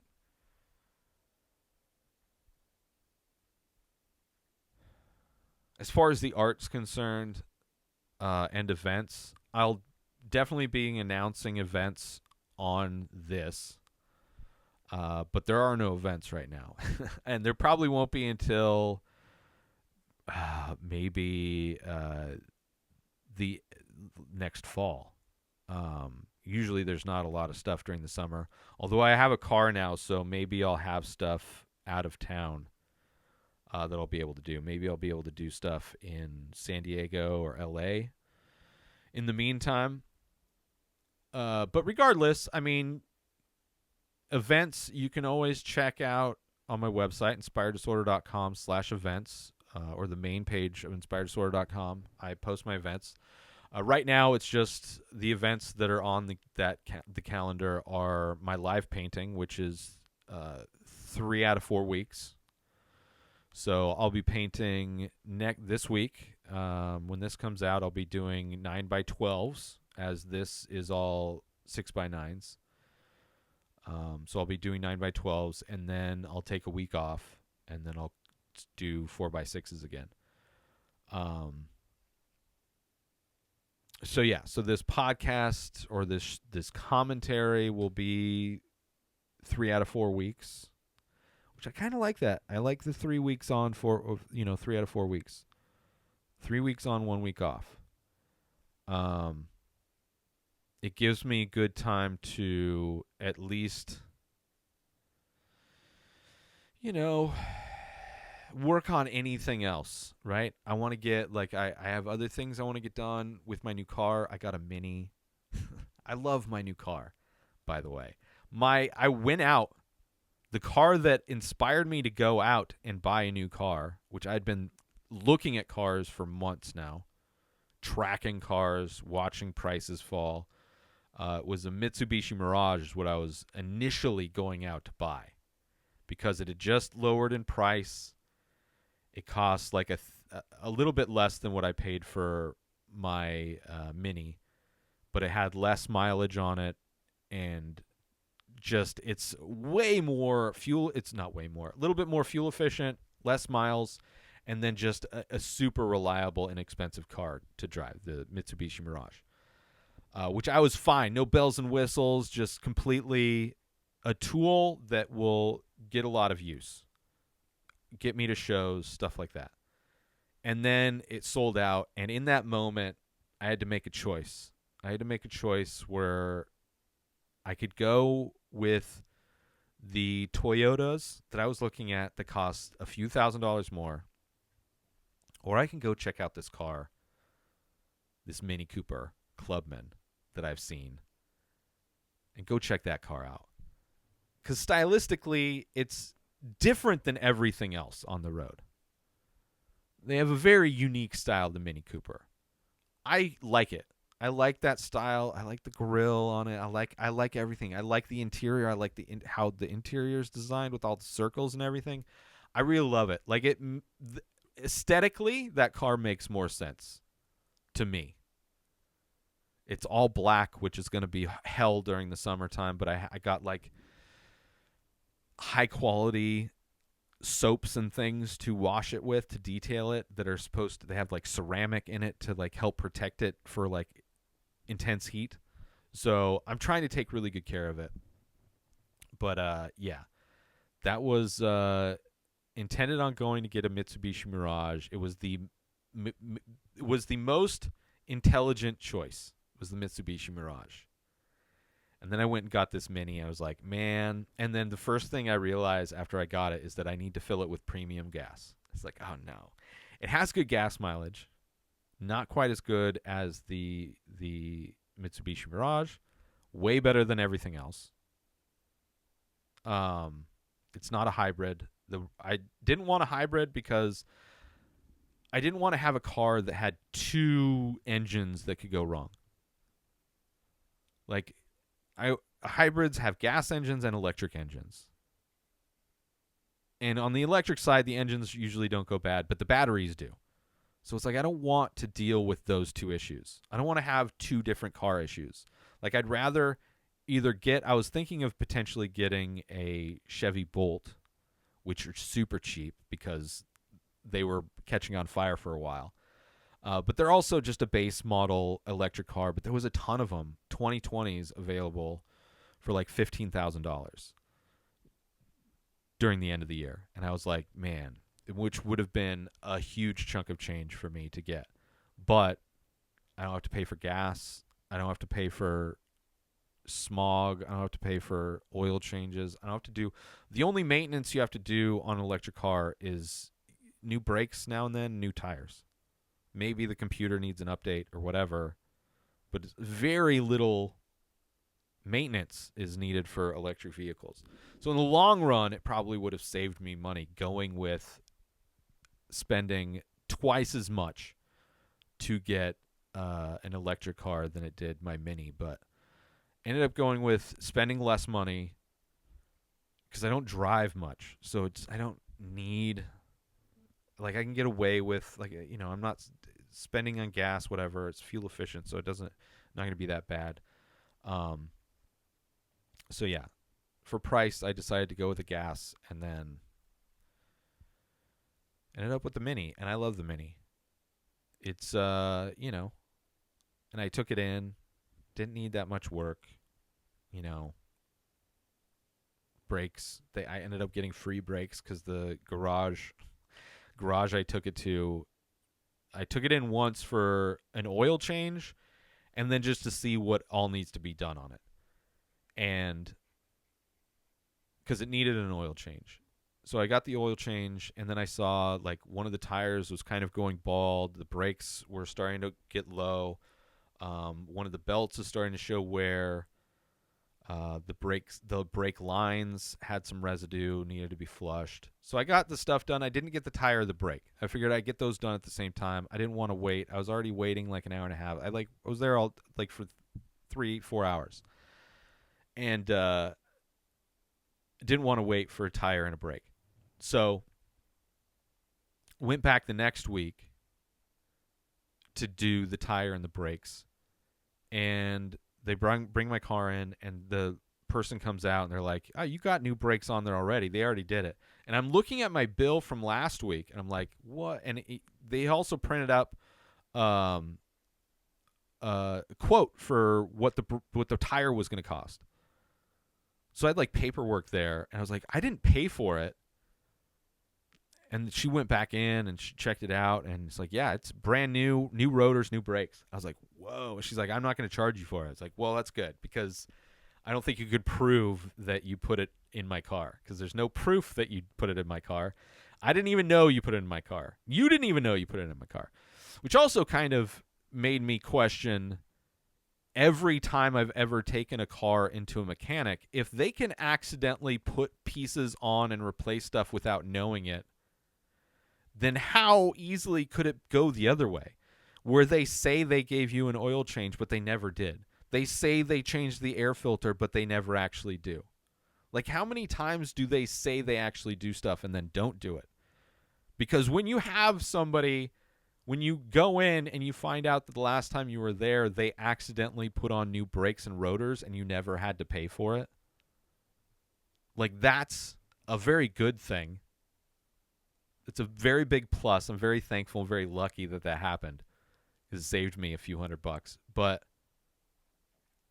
it also made me think, like, if this can happen, If you're unorganized enough to where I can be benefited with free stuff, free labor and parts, then how effortless would it be to go the other way with it? Anyway, so I got everything done. I think it has a little leak. It's leaking a little oil, but it's old. It's got over 100,000 miles on it. So, but I'm not driving it a whole lot. But I like it. I love my little Mini.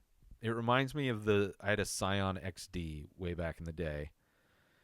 Sitting really low. It has just enough space in it for me to load up my stuff for art shows. So, we'll see if I get anything booked. But this is the last painting that I've done for this week. This is my last time on here. Ending recording. I'm going to say goodbye to the cameras. Drink a little bit more of my liquid death. And I'm going to say goodbye. I'm going to peace out. Yeah, I'm going to peace out. I'm going to peace out right here too. So I'll see you everybody next week for more of this. Another commentary video. Subscribe on YouTube, youtube.com/inspireddisorder, inspireddisorder.com for all of my artwork and links to everything I do. Follow me on social media at Ray Taylor Art on everywhere. Except for I'm not on X, not on Twitter. I gave up. Elon Musk. I was done. All right, that's it. Peace. Have a great week.